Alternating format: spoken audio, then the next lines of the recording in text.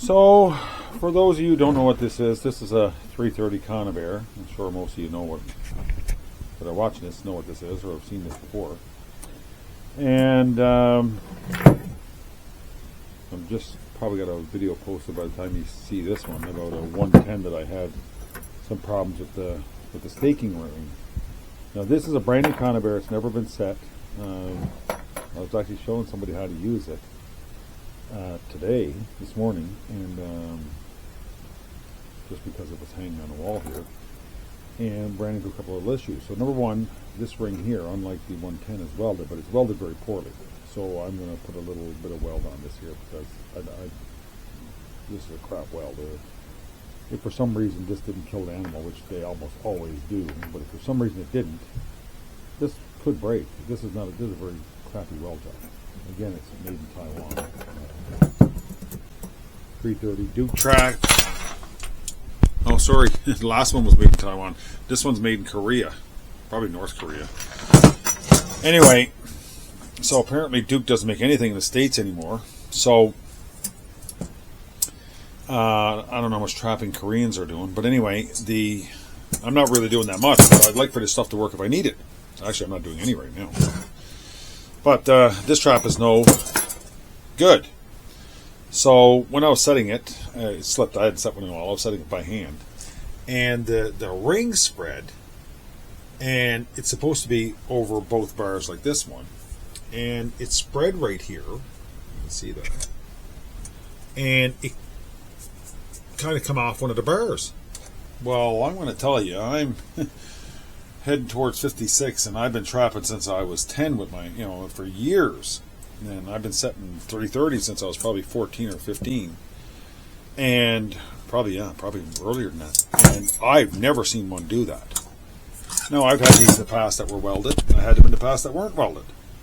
But obviously these ones should be welded. I mean, I've never seen one spread like that. And this was a dry fire, but it wasn't a bad dry fire. It was only half slip. I only had it half compressed when it slipped, and it popped off.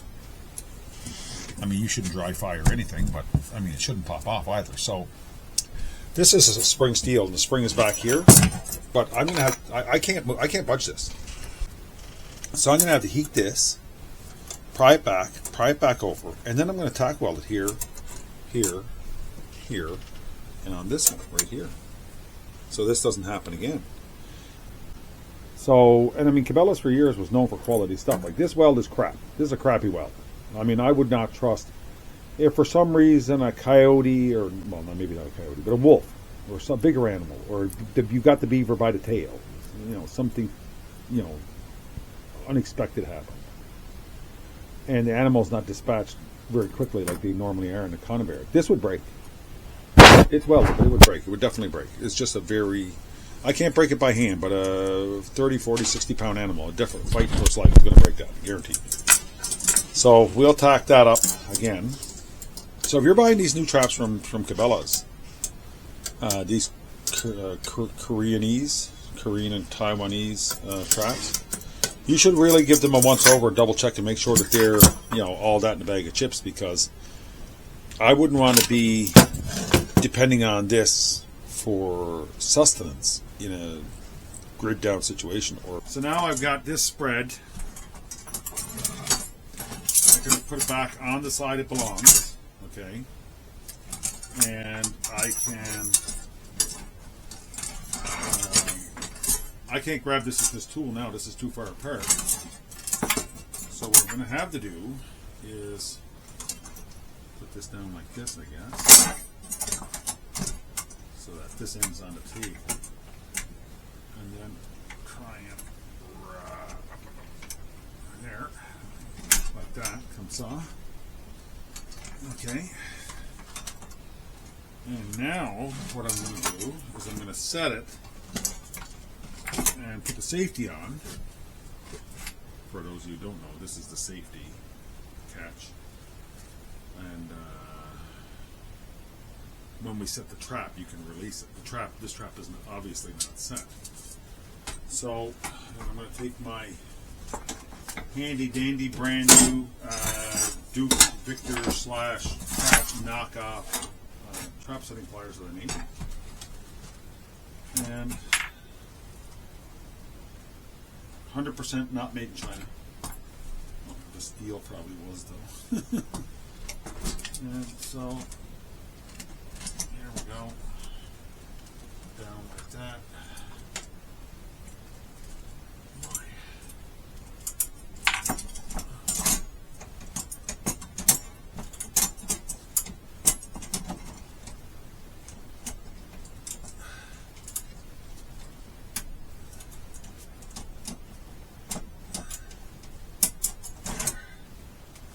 Wow, okay. Okay, well, I'm glad I got the tool because I don't think I'd have done it any other way. Now, like I said in the other video, I haven't got it done right now, but I'm going to use these for, well, I don't need it for 120s, but 160s and 220s. 110s and 120s I can set no problem by hand. 160s and 220s, they can be a little difficult depending on how strong the spring is in them. The 330s, this one is really hard. So what I'm going to do here now is where I started, I'm going to bend this back in and move the safety back a bit. I had a wet rag here somewhere. This was wet. And I'm going to cover the rod. And I'm going to tack weld these ends so this bastard never comes off again like it did here and caused me all this heartache today, because this is just an absolute heartache here today, this whole thing. Here this end is not going to hurt anything.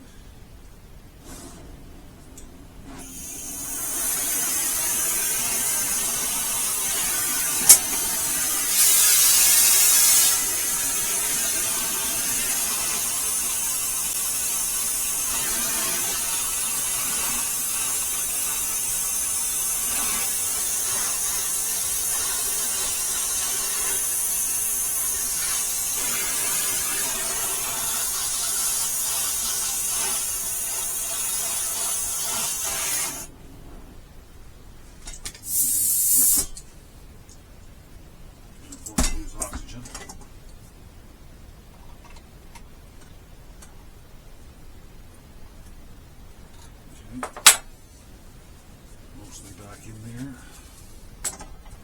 Not doing this as fast as I wanted to, but anyway, it should be okay. There, like that. And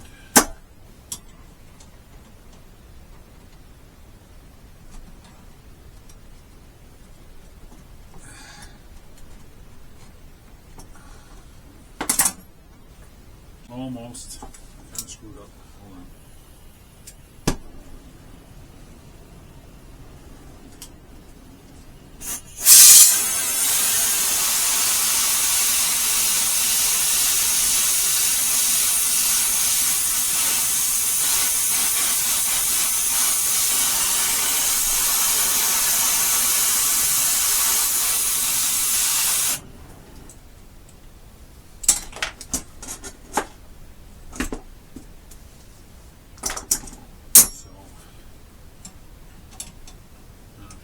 Hear that or not, but it's blowing real hard here today.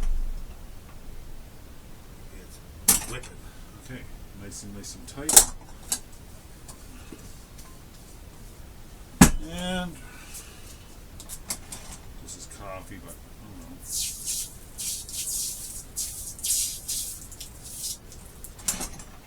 A little bit of temper back in. Okay. There. So, I know guys that are going to say you shouldn't heat traps and this and that. Well, I don't know how else you would have got this together that anyway. Like, unless you've got some kind of hydraulic tool that I don't. Now, for those of you out there that are ignorant to the trap, it's not set right now. The springs are definitely under tension. But in order to set the trap, you have to set the trigger. And once you set the trigger, okay, this comes in here, you'll see the springs get compressed even more so we can lift off the safety. I'm going to use that right now.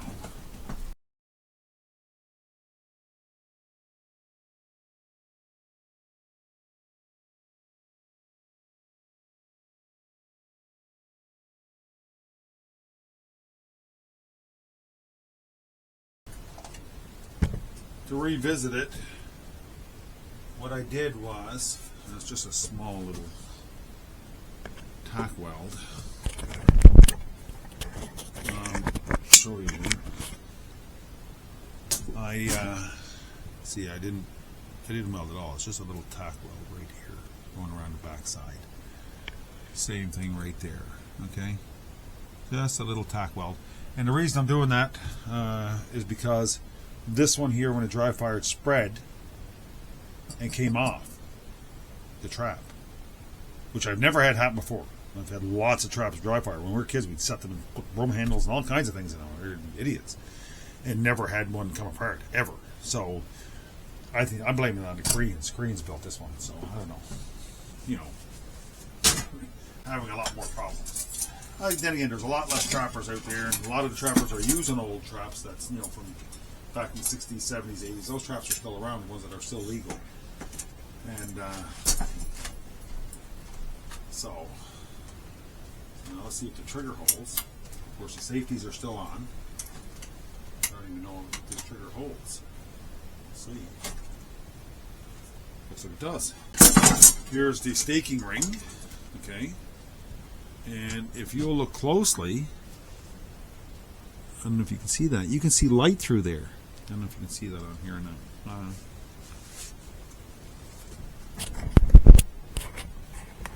Let's see if we can bring that in. You see the light between there? Okay, right in between here. Most of it's not welded. So most of this ring is not welded. It's just a little tack at the end and a little tack, little tiny. See it there? That's a shit job. I mean, that's just no damn good. Like that's how you lose your animal, your trap, and everything. So I guess this is from Cabela's. So this is absolute junk. I've been the last 2 or 3 days repairing traps, and I'm not even trapping. Like I've stopped this years ago, and I'm not even sure why I bought this $330. I think on a whim. It was on sale. I feel probably felt a little nostalgic. Oh, there's bang bang. I'm waiting for the zombie apocalypse. You never know when you'll need one. I know it's coming. So, okay, so let's just repair this.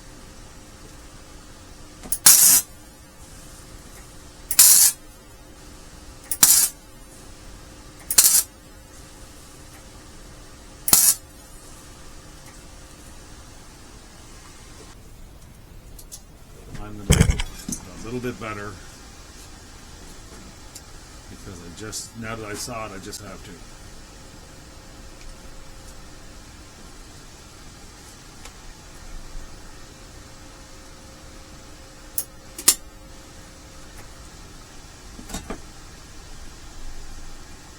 For those of you who don't know anything about it, this is flux core welding wire.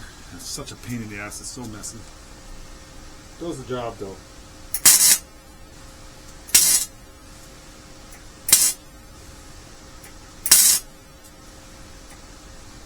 There.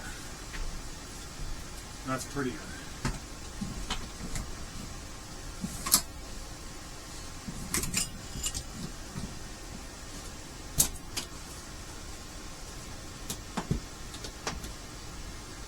Years ago, I'd have done this all with stick.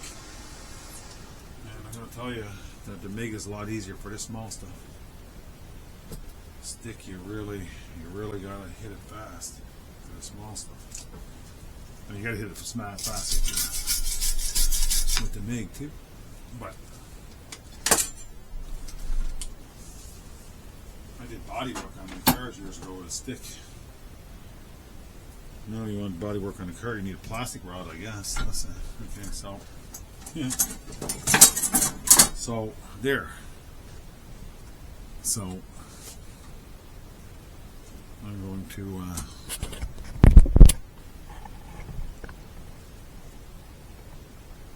so now it's welded solid.